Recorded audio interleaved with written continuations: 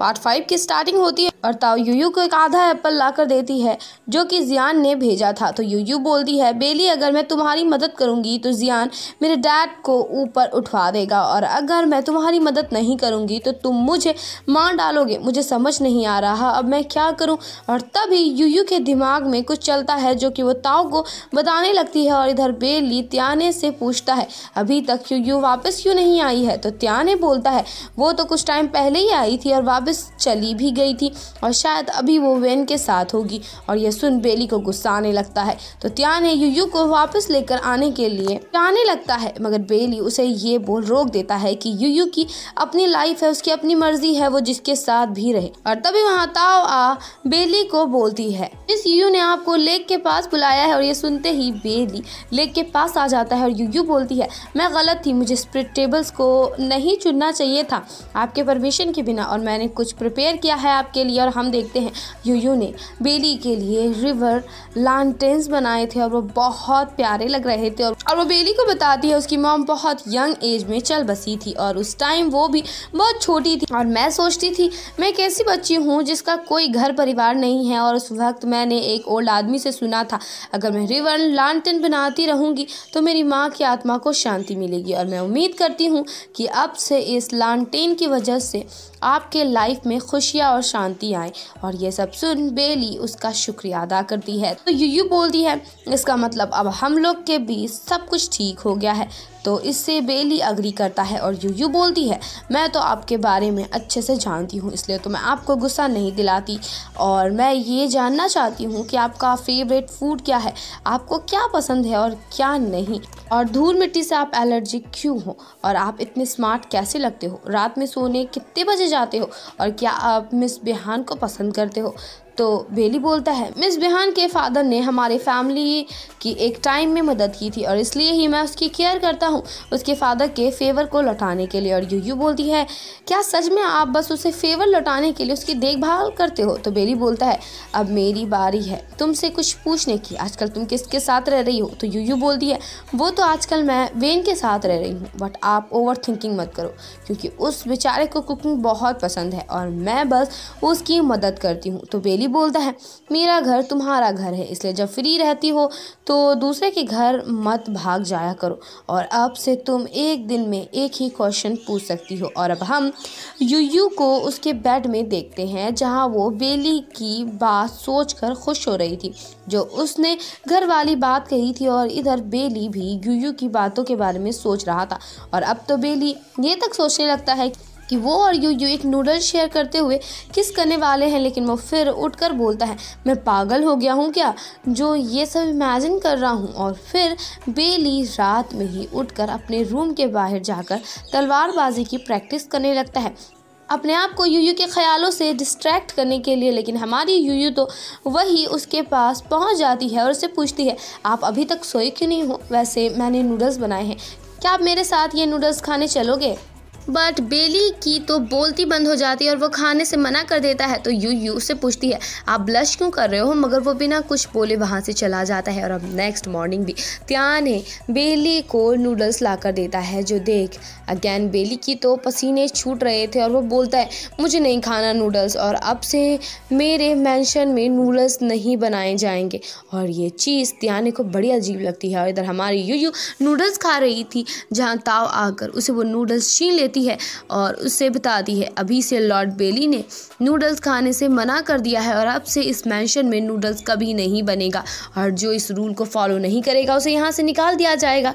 और ये सुन यूयू को बड़ा गुस्सा आ जाता है और वो बोलती है, कोई नूडल्स से कैसे ऑफेंड हो सकता है, कल रात वो ठीक नहीं लग रहा था जब मैं नूडल्स लेकर गई थी और आज उसने नूडल्स ही बंद करवा दिए। और इधर बिहान को अजीब लग रहा था बिकॉज बेली ने नूडल्स खाने से जो मना कर दिया था और उसकी सर्वेंट बोलती है, पक्का ये सब यूयू की वजह से हो रहा है, उसने ही कुछ किया होगा। उसके आने के बाद से ही मैंशन में सब कुछ चेंज हो गया है। और इधर जियान के साथ मैडम दे थी जहां उनके पास बेली भी आता है और जियान बोलता है, तुम इतने लेट कैसे हो गए, मैडम की रिस्पेक्ट बिल्कुल भी नहीं करते हो। तो बेली बोलता है, मैं इसलिए लेट हो गया बिकॉज मैं कुछ फ्लावर्स लेने गया था। तो जियान बोलता है, फ्लावर्स लाना क्या इतनी ज़रूरी थी, तुम बस बहाना मार रहे हो पनिशमेंट से बचने के लिए। तो बेली बोलता है, आपको चिंता करने की ज़रूरत नहीं है, मैं मैडम को सेटिस्फाई कर दूंगा। मैडम दे बोलती है ठीक है। तब डिसाइड ये होता है कि रेनोवेशन का काम अब बेली ही करवाएगा, लेकिन बेली अगर तुमने मेरी इज्जत डुबा दी तो मैं तुम्हें छोड़ूंगी नहीं। और ये सुन जियान को बड़ा गुस्सा आता है। और इधर हम यूयू को वेन के साथ देखते हैं जहाँ वो खूब खा रही थी, तो वेन उससे पूछ ही लेता है इतनी भूखी क्यों हो, कहीं बेली ने उसे अगेन परेशान करने का चक्कर में खाना देने से मना तो नहीं कर दिया ना। तो यूयू बोलती है अरे उसका नाम मत लो। और अब ये दोनों अगेन मिलकर कपकेक बनाने लगते हैं, जिसमें इन दोनों को ही बहुत मज़ा आ रहा था। और इधर त्यान ने बेली को बोल रहा था मैडम दे बहुत ख़राब टेम्पर वाली औरत है, इसलिए पूरे सिटी का कोई भी बंदा उनका काम नहीं करना चाहता, तो आपने क्यों जानबूझ के रेनोवेटिंग का काम लिया। तो बेली बोलता है जियान मैडम दे को इम्प्रेस करना चाह रहा था और मैं उसे ऐसा करने नहीं दे सकता हूँ। और जब देखो जियान मुझे प्रोवोक करता रहता है, उसे तो सबक सिखाना बनता है ना।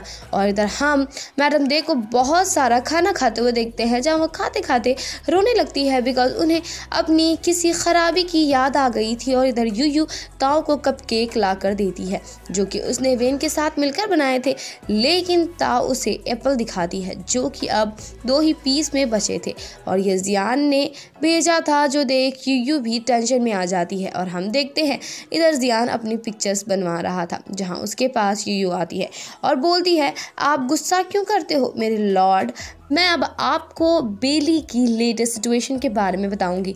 और वो वैसी बातें बताने लगती है जिसका कोई फ़ायदा नहीं था, जैसे बेली रोज़ सोता है, खाता है, साफ पानी से मुंह धोता है, लेकिन जियान बोलता है तुम्हें मेरे लिए कुछ करना होगा। और इधर बेली त्याने को बोलता है यूयू को मेरे पास भेजो।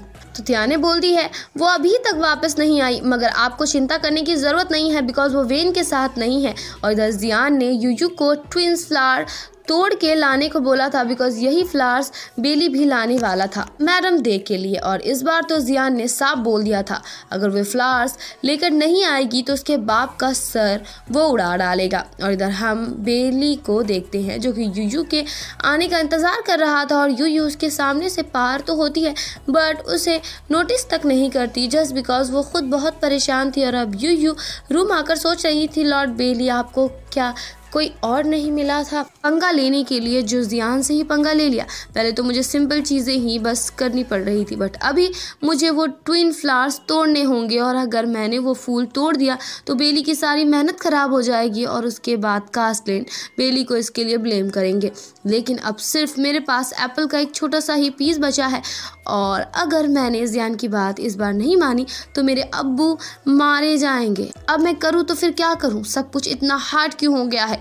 और अब नेक्स्ट डे त्याने और बेली का पीछा करते हुए यूयू भी किगने होम आ जाती है। और इधर यूयू के फादर कंस्ट्रक्शन साइट में अपना दुख चिल्ला चिल्ला के बयां कर रहे थे और अब उन्होंने ठान लिया था कि वो मैडम दे से मिलकर ही रहेंगे और अगर उन्हें नहीं मिलवाया गया तो वो एक भी काम नहीं करेंगे। और तभी वहाँ त्याने और बेली आते हैं और यूयू के फादर उन दोनों के सामने अपनी एक्टिंग चालू कर देते हैं और बोलने लगते हैं मेरा एक पैर टूट गया है। तो बेली त्याने को इशारा देता है और त्याने फादर के पैर के पास जाकर तलवार लगा देता है और बोलता है अब तो आपका एक पैर यूजलेस हो गया है तो मैं इसे आपके लिए काट फेंकता हूँ। और इतना बोल वो पैर काटने के लिए आगे बढ़ता है मगर फादर उसे ऐसा करने से मना करने लगते हैं और बोलते हैं मैं काम करूँगा, मेरा पैर बिल्कुल ठीक है। और इधर हमारी यूयू को वो ट्विन फ्लावर्स मिल गए थे और वो उन फ्लावर्स को तोड़ने की कोशिश में लगी पड़ी थी मगर फूल इतने दूर थे कि उससे टूट ही नहीं रहे थे, लेकिन एट द एंड वो फूल तोड़ ही लेती है और सोचने लगती है मैं किसी को हर्ट करके अपना फ़ायदा नहीं कर सकती,